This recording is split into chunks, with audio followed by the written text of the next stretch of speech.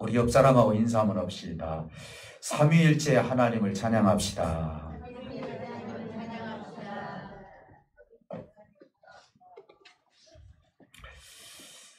할렐루야. 오늘도 우리 아버지께 주신 은혜 가운데 우리가 이제 또 하나님의 말씀을 나누는데 오늘은 약간 좀 교리적인 말씀을 가지고 전하다 보면 좀 딱딱할 수도 있지만은 우리가 좀 꼭 알아야 할 문제이기 때문에 삼위일체 하나님에 대해서 이 주제를 가지고 이야기하려면 참 많은 시간이 필요하지만은 한 20여 분 동안 이 말씀을 전한다는 것이 엑기스만 가지고 또 전해야 되고, 또 우리가 살다 보면 삼위일체 하나님에 대해서 오해를 했던 것들도 있기 때문에 오늘은 이 본문 내용을 가지고 어떻게 삼위일체를 정립할 것인지 여러분들이 한번 잘 습득도 하시고 은혜도 받으시고, 그래서 올바른 하나님관을 가지시기를 주님의 이름으로 먼저 축복해 드립니다. 오늘 이 본문의 내용은 간단해요. 어떤 내용이냐면은 예수님께서 세례 요한에게 세례를 받는 장면이에요. 그러면 오늘 본문은 다 여러분들이 습득이 된 거예요.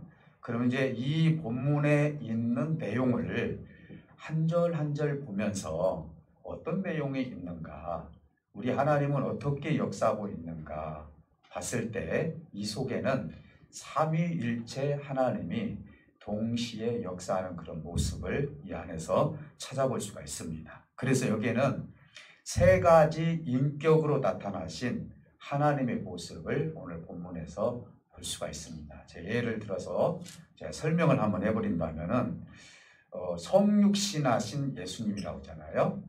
하나님이시면서도 성육신했다. 인간의 몸을 입고 오신 예수님이 성자 예수님이에요. 예수님이 세례를 받는 장면이 있고, 또 두 번째는 세례식이 딱 끝나고 나서 하늘의 문이 활짝 열리면서 비둘기 같은 성령이 내려지는 그 모습을 보게 됩니다. 그래서 성자 예수님이 나왔고 성령 하나님이 나왔어요. 그 다음에 마지막으로 하늘에서 음성이 들렸는데 이는 내가 기뻐하는 아들이다 라고 그렇게 말씀을 해 주시는 거예요. 이것은 성부 하나님이 말씀하는 내용이에요. 그러니까 성부, 성자, 성령 하나님이 동시에 예수님의 세례식에 참석하셔서 이 의미를 우리에게 지금 부여해 주고 있다라고 볼 수가 있는 거예요. 그래서 우리는 이 모습을 통하여서 삼위일체 하나님이다라고 이야기를 해요. 성경 아무리 찾아봐도 삼위일체라는 말은 하나도 없어요. 우리가 하나님의 역할을 찾다 보니까 한 하나님이 세 가지의 인격을 가지고 활동하시는 것을 보고 삼위가 있고 그분은 일체가 되시는 분이다. 그래서 우리가 삼위일체 하나님이다 이렇게 설명을 하고 또 그렇게 또 우리가 이해를 하게 되는 거예요. 저는 이걸 설명을 할 때 고민이 많이 돼서 어떻게 하면은 좀 모든 것을 다 잘라내고 간단 명료하게 여러분들이 이것을 이해를 하고 은혜를 받을 수 있을까 해서 고민을 많이 했는데, 또 하나님께서 은혜 주셔서 여러분들이 얼만큼 이해하고 은혜 받을지는 모르겠지만은 아마 이 말씀을 통하면은 여러분들이 삼위일체 하나님을 충분히 내가 잡아놓고 잘 틀을 잡아놓고 신앙생활하는데 좋은 본보기가 될 줄 믿습니다.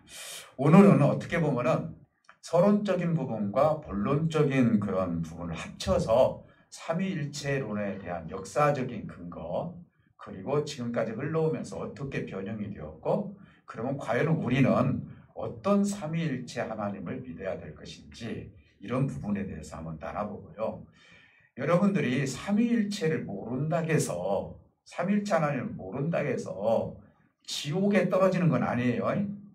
이거 오해하시면 안 되는 거예요. 내가 몰라서 이렇게 하나님을 믿은 것 뿐이지 삼위일체 하나님을 몰랐다 해서 지옥에 가는 건 아니에요. 단 문제는 뭐냐? 삼위일체 하나님을 왜 왜곡을 시켜서 예수님은 하나님이 아니다라고 하는 것이 문제가 되는 거예요. 이런 일들이 역사적으로 흘러내려왔고 지금도 예수님을 하나님으로 안 믿는 종교들이 있다 이 말이에요. 그럼 우리가 그런 부분들을 반드시 구분을 해서 어떻게 내가 삼위일체론을 잘 정리를 할 것인가 라는 것은 오늘 여러분들이 말씀을 드리면서 여러분 마음에서 정립을 잘 했으면 좋겠습니다.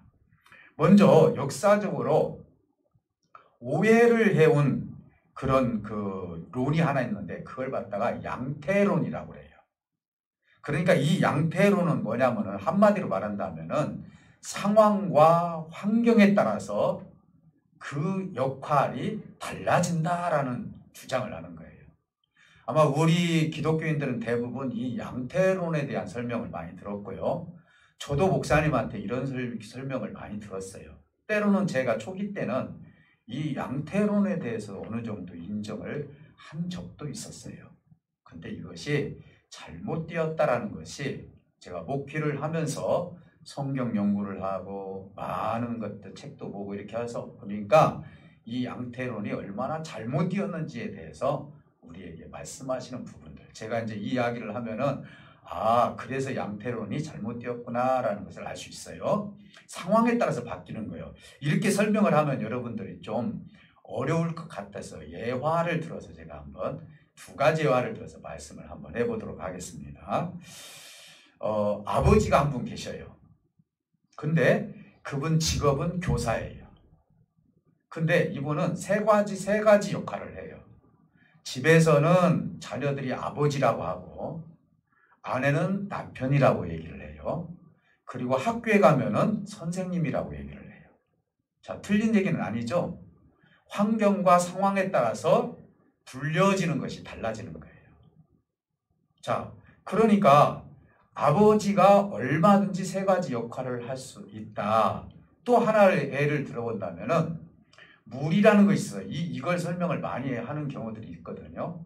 물이라는 것이 있는데 물이 끓여지고 더워지면은 나중에 보면 여러분 냄비에다 물 끓이면 다 없어지죠. 수증기로 다 올라가는 거예요. 그래서 수증기로 변해요. 그래서 또 날씨가 너무 추우면은 이 물이 얼음으로 변해요. 근데 본질은 뭐예요? 물이에요. 근데 물은 세 가지 역할을 하는 거예요. 수증기도 되고 물도 되고 얼음도 되는 거예요. 우리 하나님을 그렇게 설명한 거예요. 한 본질이 세 가지 역할을 한다. 이렇게 이야기를 하는 거예요. 저도 그게 처음에는 맞는 줄 알았어요. 근데 그게 아니에요. 왜 이 논리가 문제가 있느냐? 그러면은 하나님이 예수님도 하나님이시죠. 맞아. 하나님인데도 다른 하나님이에요. 쉽게 말해서 하나님이 내려오신 거예요. 인격이.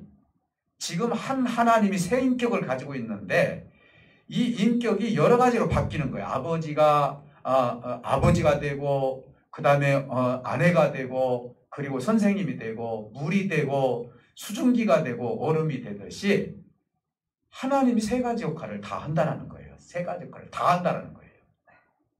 자, 그러면은 이 논리대로 말한다면은 여러분들이 이 성경 말씀을 제가 드리면은 아마 여러분들이 이걸 어떻게 설명을 해야지라고 의문이 생길 수가 있을 것입니다.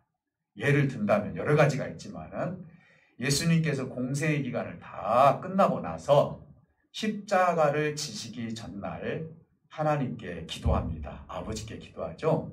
그럼 뭐라고 기도합니까? 아버지, 할 수만 있다면은 이 잔을 내가 피하기를 원하나이다 라고 기도를 했어요.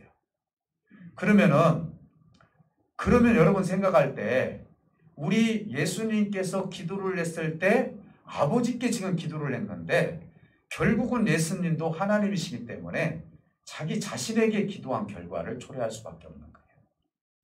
그러잖아요. 이걸 어떻게 설명해요? 예수님도 하나님 맞아요. 근데 어떻게 설명하냐에 따라서 이 예수님의 역할을 우리가 충분히 이야기할 수 있다 이 말이에요. 그러니까 예수님이 스스로 기도를 하면서 자기한테 기도를 하면서 결과적으로 이 잔을 피하고 싶습니다 라고 그렇게 기도를 했는데, 이것 때문에 생긴 것이 뭐냐면 가연설이 생긴 거예요.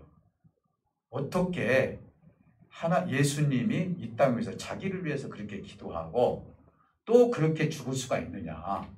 예수라는 사람은 없다. 그리고 죽었다 하더라도 그건 가짜다 라고 해서 이걸 주장했던 것이 가연설이고, 영지주의자들이 이야기하는 거예요.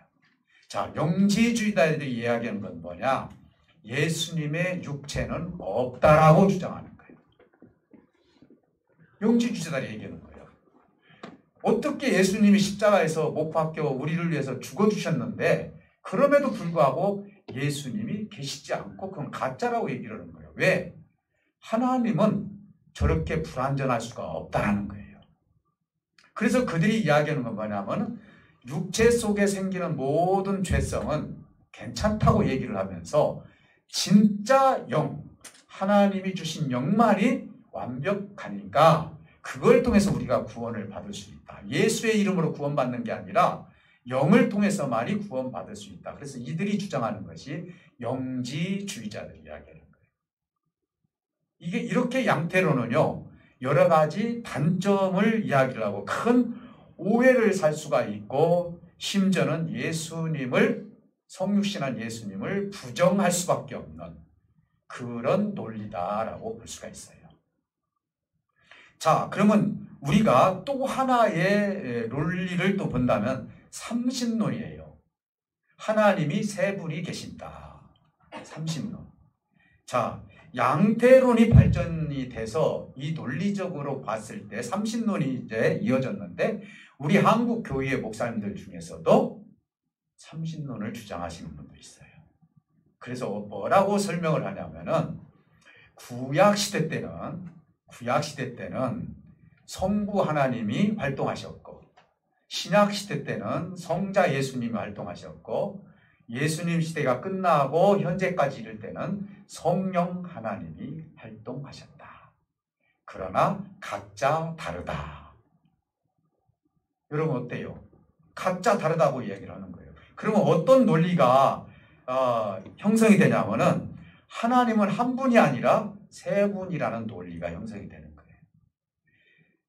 삼위일체를 부정하는 거예요. 각각 다르게 계시고 각각 다른 본질을 가지고 계시고, 그리고 성부 하나님은 높고 성자 예수님은 낮고, 그리고 성령 하나님은 더 낮고, 이렇게 해서 계급적인 관계를 이야기를 하는 거예요. 있을 수 없는 이야기를 지금 삼신론을 통해서 말씀을 주고 있는 거예요.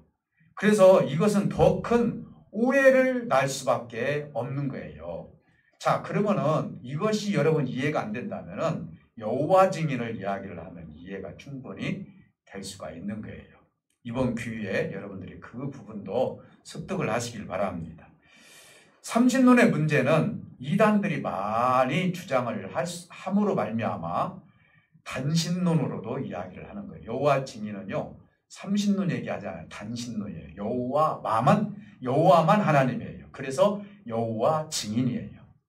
자, 그럼 왜 그들이 그렇게 이야기를 하느냐?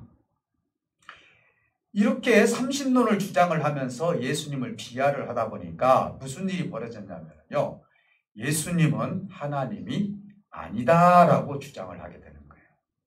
그러면 예수님은 어떤 분이냐? 하도 하나님을 잘 섬기다 보니까 하나님께서 그 예수라는 사람을 하나님의 아들로 인정을 해 주셨을 뿐이지 그는 하나님이 아니다라고 이야기를 하는 거예요. 그래서 여호와 증인들은요, 예수님을 인정을 하기는 해요. 뭘로 인정해요? 훌륭한 사람으로 인정하지 하나님으로 인정하지 않는다 이 말이에요. 훌륭한 사람으로서 하나님께서 인정한 예수지 절대적으로 삼위의 하나님 중에 하나가 아니라고 해요. 그래서 이 여호와 증인들은요, 성령도 성자도 소용없어요. 오로지 여호와만이 하나님이다. 그래서 단신론을 주장을 하게 되는 거예요. 그래서 이만큼 어려운 거예요. 이만큼 이 삼위일체 이 논리를 통해서 얼마나 어려운 점들이 많이 생기는지 몰라요. 양태론도 마찬가지고 삼신론도 마찬가지고 단신론도 마찬가지예요. 그러면 대체간 우리는 무엇으로 우리가 삼위일체 하나님을 우리가 믿고 따라야 되느냐? 이제 이번에는 전통적으로 우리가 믿고 따르는 이 삼위일체론에 대해서 우리가 한번 말씀을 나누도록 하겠습니다. 자, 성부는 절대로 성자가 될 수 없고 성령이 될 수 없어요. 이게 정통적인 거예요. 그리고 성자는 절대로 성부가 될 수 없고 성령이 될 수가 없어요. 그 다음에 성령은 절대로 성부가 될 수 없고 성자가 될 수가 없어요. 그러나 하나예요. 그러나 한 분이다 이 말이에요. 그럼 어떻게 설명이 될 수 있느냐? 한 하나님으로서 인격이 세 가지로서 우리에게 역할 분담을 통해서 우리에게 나타나신 분이다라고 설명할 수가 있어요. 이게 전통적으로 삼위일체론으로서 우리가 지금도 따를 수 있는 하나님의 삼위일체론이다라고 볼 수가 있다 이 말이에요. 사랑하는 성도 여러분, 더 확실하게 우리가 한번 생각을 해본다면 성경을 통해서 여러 가지가 있지만 한 곳만 제가 한번 성경을 소개해 보도록 하겠습니다. 우리 개역개정에 보면 디모데전서 2장 5절에 보면은 한 하나님, 그러니까 하나님은 한 분이다 라고 써 있어요. 그리고 우리 사람과 하나님과 중보하신 그리스도도 한 분이다 라고 그렇게 기록되어 있어요. 자, 그러면 여기서 한 분이라는 것은 성부 하나님하고 성자 예수님 합치면 두 분이잖아요. 그러면 잘못되면은 이신론, 삼신론이 될 수 있어요. 그래서 우리 개역개정의 성경책이 이 부분을 조금만 우리가 심혈 있게 했다면은 좋은 구절이 있었는데 이것이 좀 오해를 살 수 있는 길이 있다라고 볼 수 있어요. 그래서 제가 킹제임스 성경 흠정역을 제가 디모데전서 2장 5절에 보니까 정확하게 뭐라고 기록이 되어 있느냐, 이렇게 기록되어 있어요. 한 분이라고 하지 않고 한 하나님이 계시고, 그렇죠? 한 하나님이 계시고, 그리고 하나님과 사람 사이에 중재하는 예수가 계신다라고 써 있어요. 그러니까 한 하나님으로서 세 가지의 인격을 가지신 분들이 각자의 역할을 하시는 분이 삼위일체 하나님이다 이 말이에요. 사랑하는 성도 여러분, 그래서 삼위일체를 설명할 때 훨씬 이것이 이 킹제임스 성경이 오히려 더 수월하게 설명할 수 있다라고 볼 수 있어요. 결론적으로 한 하나님이시고 서로 다른 세 인격으로 서로 침범하지 않는 역할을 하시는 분이다라는 것. 그러니까 성부 하나님은 성부 하나님으로서, 성자 예수님은 성자 예수님으로서, 성령 하나님은 성령 하나님으로서 역할을 하시는 거예요. 여러분들이 기도를 마치고 누구의 이름으로 기도합니까? 하나님의 이름으로 기도 않죠? 하나님의 이름으로 기도하는 데 있죠? 네. 예수님의 이름으로 기도합니다. 성령의 이름으로 기도합니까? 아니죠. 왜 우리가 예수님의 이름으로 기도합니까? 그것은 세 인격 중에 예수 그리스도의 인격이 이 땅에 오셔서 우리를 위해서 십자가에 죽어 주셨기 때문에 그분의 이름만이 우리를 구원해 줄 수 있는 길이 열리기 때문에 독특한 그 인격을 통해서 우리가 하나님의 이름을 쓰지 않고 성령님의 이름을 쓰지 않고 누구의 이름을 쓰는 거예요? 예수님의 이름으로 기도합니다. 사랑하는 성도 여러분, 결과적으로 그렇다면 우리는 왜 하나님께서 삼위일체로 계시는가? 지금도 삼위일체로 계시거든요. 이 땅에 계셨을 때 삼위일체 하나님과 지금 현재 하늘에 계시는 삼위일체 하나님은 약간 다를 수가 있어요. 왜 그러느냐? 그 부분은 우리 인간에게 종속되어서 이 땅에 예수님께서 오셨기 때문에, 그렇기 때문에 예수님이 하루는 무슨 기도를 하시냐면은 나보다도 성부 하나님이 크도다라고 얘기를 해요. 그러면 이게 계급이잖아요. 그게 아니라 예수님이 왜 이런 기도를 했죠? 내가 인간의 몸을 입고 왔기 때문에 그 인간의 몸을 믿고 하나님께 기도했던 것이 성부 하나님이 크도다라고 얘기한 것이지 실질적으로 큰 것이 아니에요. 동일하다는 거예요. 그러니까 내가 인간으로 완전히 종속이 되었기 때문에 그런 기도를 할 수가 있는 거예요. 그러나 지금은 동일한 하나님으로 계시는 거예요. 사랑하는 성도 여러분, 자, 그렇다면은 빌립보서 2장 6절을 우리가 한번 생각을 해보면은요, 우리가 하나님이라는 사실을 알 수가 있고 예수님의 역할을 충분히 이해할 수 있는 길이 열리는 거예요. 빌립보서 2장 6절에 보니까 뭐라고 기록됐냐면 성자 예수님은 근본 하나님의 뭐라겠어요?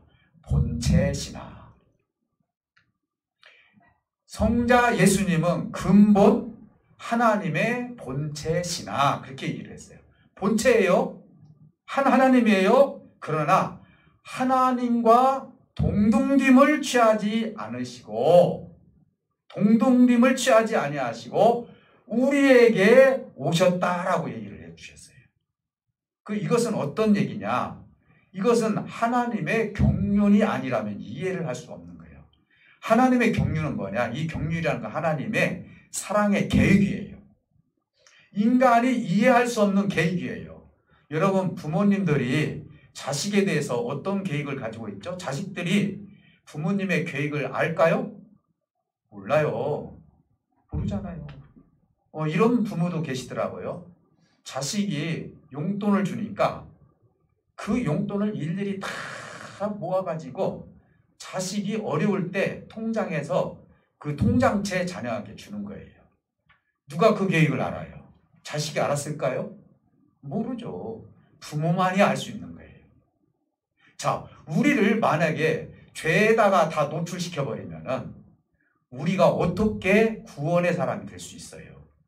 하나님의 경륜이라는 건 뭐냐면은 하나님의 형상을 입은 인간을 위해서는 우리보다도 승하신 하나님께서 우리를 위해서 계획을 세워주셔야 되는 거예요. 그 계획은 뭐냐? 우리를 간과하시지 아니하고 내비두시지 아니하고 어떻게 해서든지 우리를 하나님의 사람으로 하나님의 영광의 나라로 우리를 이끌게 하시려면은 하나님의 구체적인 계획이 계셔야 되는데 그 구체적인 계획과 경륜이 뭡니까? 성자 예수님이 이 땅에 사람의 몸을 입으시는 거예요. 얼마나 감사해요. 이분의 그런 계획이 없었다면 우리가 과연 하나님으로부터 구원을 받을 수 있을까요? 없었죠. 부모님이 자식의 용돈을 모아가지고 어려울 때 자식에게 그 통장채 주는 것처럼 우리가 살아가면서 죄 가운데 어려움을 겪고 힘들어하는 이 자녀들을 위해서 당신 자신이 이 땅에 오셔서 십자가에서 죽어주심으로 말미암아 우리에게 예수의 이름을 주었던 것은 하나님의 경륜이 아니고는 절대로 이루어질 수 없는 계획이다 이 말이에요. 그러니 얼마나 하나님께 감사하냐 이 말이에요. 우리 하나님이 우리의 이름을 알고 계신다는 자체만 해도 감사하고요. 그런 경륜 속에서 자신을 희생해 주신 것만 해도 너무너무 감사한 거예요. 사랑하는 성도 여러분, 그것뿐만 아니라 하나님의 사랑 계획 속에서 자신을 갖다가 인간의 몸으로 종속시켜 버렸다는 것이죠. 종속시켰다. 저는 이 종속을 어떻게 설명을 해야 되는가 해서 이 생각도 한번 들어봤어요. 집에 불이 났어요. 불이 났는데요. 그 집 속으로 자녀가 지금 불 속에 갇혀 있어요. 그 불 속으로 뛰어 들어갈 수 있는 사람은 아무리 친척이라도요 못 뛰어 들어가요. 누구만 뛰어 들어갈 수 있어요? 네, 어머니나 아버지만 뛰어 들어갈 수 있어요. 그러면서 돌아가신 분 많잖아요. 뻔히 알면서. 여러분, 물에 자식이 빠졌다면요 누가 그 속으로 뛰어 들어갑니까? 물론 수영 잘하는 사람 뛰어 들어갈 수 있죠. 만약에 거기에 어머니나 아버지가 계신다면 수영 못 하더라도 뛰어 들어가게 돼 있다 이 말이에요.